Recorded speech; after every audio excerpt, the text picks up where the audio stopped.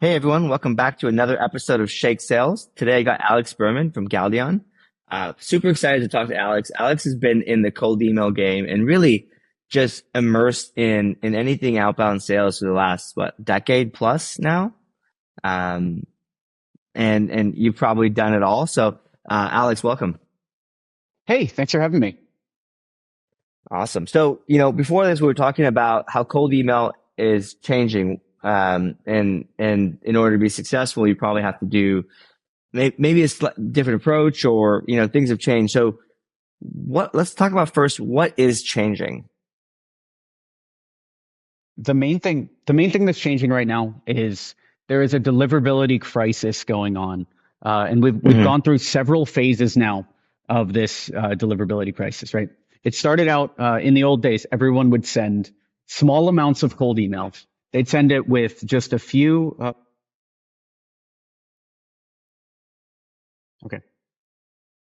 So they would send just a few small amounts of cold emails out, 40, 50 per inbox, maybe not even that much per day. And things were okay.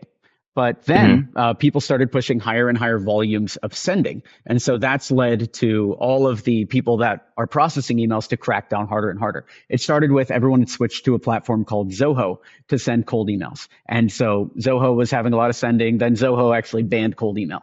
Then everyone switched back to Google for sending cold emails. Then Google started cracking down. Then everyone switched to Outlook. And what's happening right now is there is a lot of deliverability issues happening with Outlook. So that's the main thing when it talks about, when you talk about cold emails and how they're changing now. There's a lot more people using inbox rotation, and there's a lot more people using massive sends to the point where spamming is the new tactic for cold email. And that's something that has not happened in the entire history of cold email as far as I have seen. It used to be sending small amounts of personalized targeted cold emails. That was what everyone was saying to do. Now everyone's pushing towards spamming, and it's breaking the entire system as far as I can see. Yeah, it's kind of ruining it for everybody, right? High volume, low quality. When I say low quality, I think it could be the best email in the world and best offer, but if you're not filtering the lead list, you're just going out there. It's almost like you're treating this as a marketing campaign versus a targeted sales campaign. Yeah, and the tools aren't helping. I was railing against ZoomInfo maybe even like 5-6 years ago because the databases aren't refreshed enough. But tools like Apollo make it even worse because they're now telling people that the emails are verified when if you send to those emails, they'll bounce. So now people are going to Apollo or similar tools. I'm not just hating on Apollo, but similar tools like that, the unlimited databases. They're downloading large amounts of untargeted leads, being sold on the lie that they're targeted and that they won't bounce, not passing them through any sort of other verification software and sending. And then it's not just ruining their domains. Like you're saying, it's ruining cold email as a channel. Yeah. Yeah. And it's painful, as a owner of a tool that allows you to send cold email. We want to enable people to do what they want to do, but also really be on the line of success, right? Like, and I've always believed, we added email rotation. We were holding off on that because we're like, look, this isn't going to contribute positively to you, but what's happening, like as you mentioned, is like the volume of what you can send per email address has just gone so low, and or like your spam rate goes up so fast, and the recovery of that email might just be kill it and move on. And again, it's like this, everyone's contributing to it. But we're in a situation where things are changing. So I guess so yes, it sucks. Lots of things are happening. So 2 questions. One is, does that approach work? Like, can I go get a list from whatever and go send a bunch of emails, like non-targeted? Does it work right now? Okay. It kind of works. The thing that we found, so we've been booking meetings. Like I think we added almost 100K to our pipeline yesterday from cold email. So it still works this way very, very well. But what I've found works is it's a high volume solution, but you need to build your lead lists manually. And by manually, I mean you can use AI agents or you can use something else to build your lead list together, but we're definitely not pulling from a database. We're definitely not pulling from a database. So what I've been using is AI agents using Clay to go out and actually manually verify all the information. So it will find, let's say I'm trying to find you. I'm trying to find Sujan Patel. So first I'll find Mailshake, and then I will go to Google. The AI agent will go to Google and type in like CEO Mailshake or Director of Marketing Mailshake, or even one level deep, Director of Marketing Mailshake LinkedIn profile. Then it will pull that LinkedIn account, and then from there, it'll feed it into our waterfall of verification software. So I know you run a verification software. What I've been doing now is running it through an entire waterfall. So we'll send it to Find Email, we'll send it to Data GMA, we'll send it to whatever the other one that ZoomInfo run, Never Bounce, and it'll basically verify through all of those guys and come up with what is the final email address that is going to work, and then that one's being sent. But then we're also using AI to make sure that the email campaigns themselves are unique.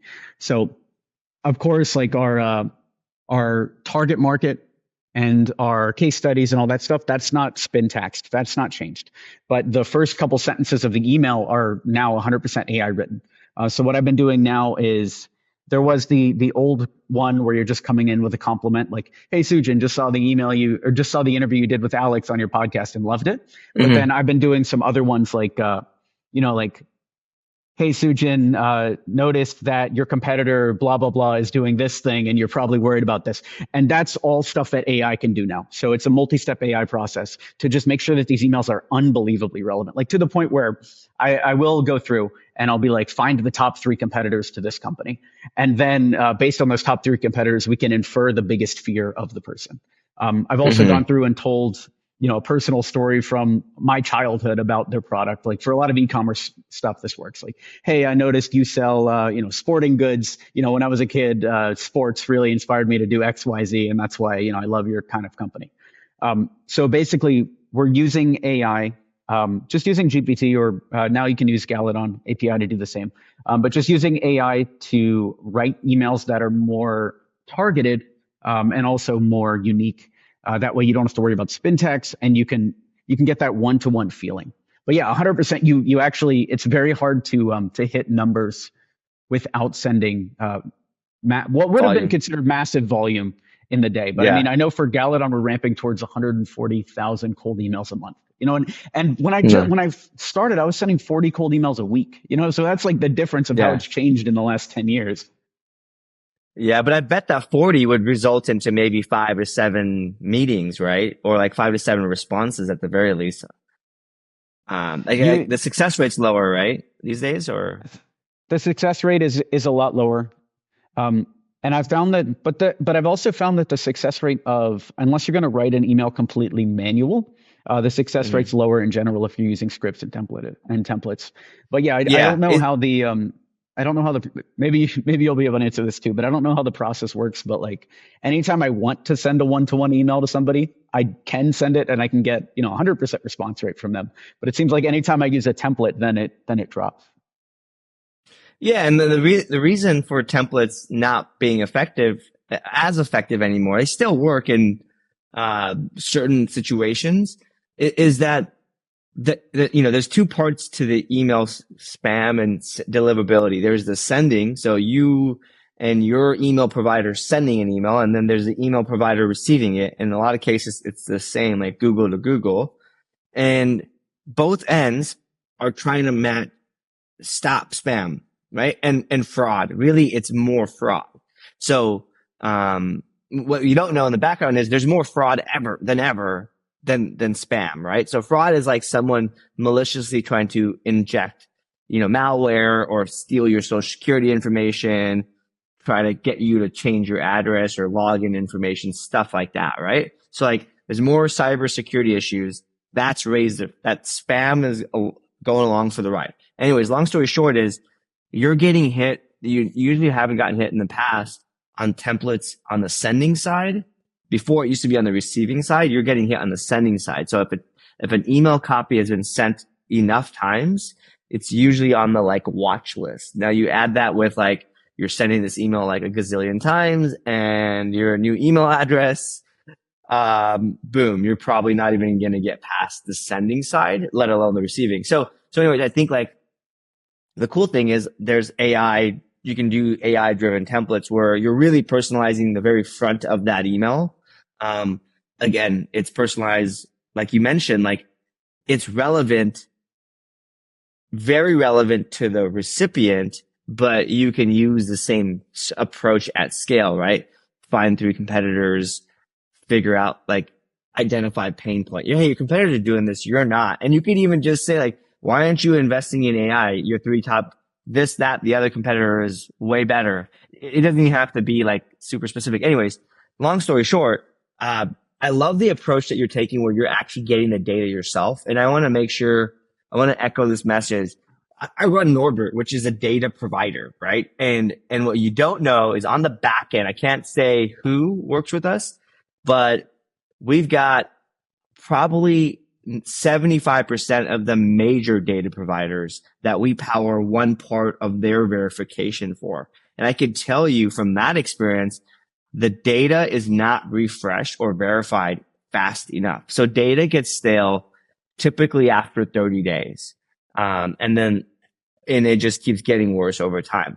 What I mean by data gets stale is like you might change, most people would change a job or whatever, right? Now, if you're trying to go after 50,000 people that are heads of sales at SaaS companies, chances are 3,000 of them have moved. 1,000 are no longer there, right? Like that's just statistically whatever. And so now all of a sudden you have a 15% spam, bounce rate off the bat. Now bounce rate is the highest indicator of you are spamming people, right? So high bounce rate means low deliverability. And so, if you don't refresh the verification of that email often enough, it's not going to go through. And I love your approach of like, not just verifying with one provider, verifying with multiple providers. Like, we've tested our data at Mailshake through like 5 or 6 different verification. And it's all like, okay, even Norbert, we do it once through there. Okay. It says like the 85% of those will pass another one. So if you do it through like 3 places, your chances are you're going to get low bounce. But I think that's the right move. And you can't trust providers, or if you trust them, double pay, quadruple pay to get it verified. Yeah, and it's an email verification waterfall, like you said. So you pick whichever one is the cheapest / most effective, and you do that one first. They'll catch 70% of them, and then you use the more advanced verifications with the higher prices to just catch whatever stragglers are there.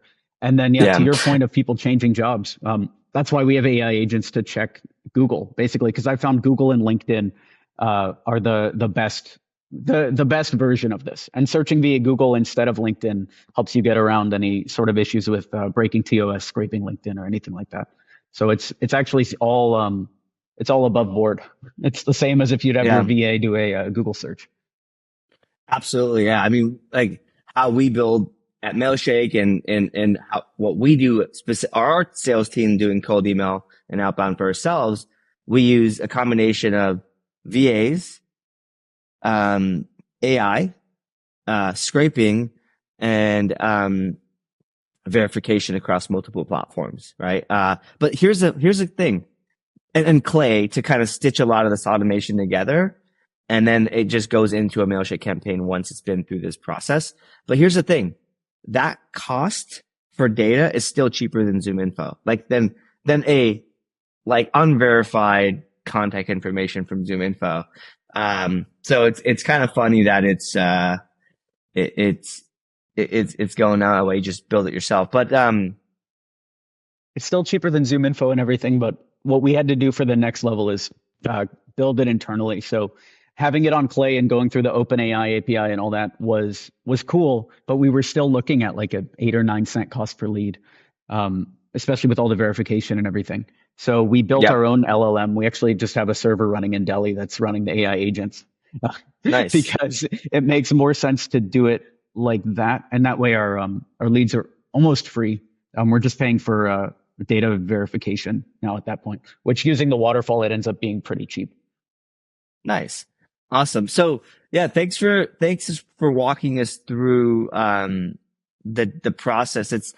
What I heard is really what you're doing is effectively the same thing, a different, a more intelligent, optimized way by not relying on too easy clicks. I think, what's really in cold email is like you just go to a database and then you use a template and you click send without ever figuring out what the heck your business offer is, right? Like, one of the biggest churn reasons at Mailshake, we've been around for 9 years now, is cold email didn't work. And when we dig into that, I've interviewed like 100+ customers that have left, and they're like, not the ones that are like, oh, deliverability or any of that. It's like, they really didn't figure out their offering.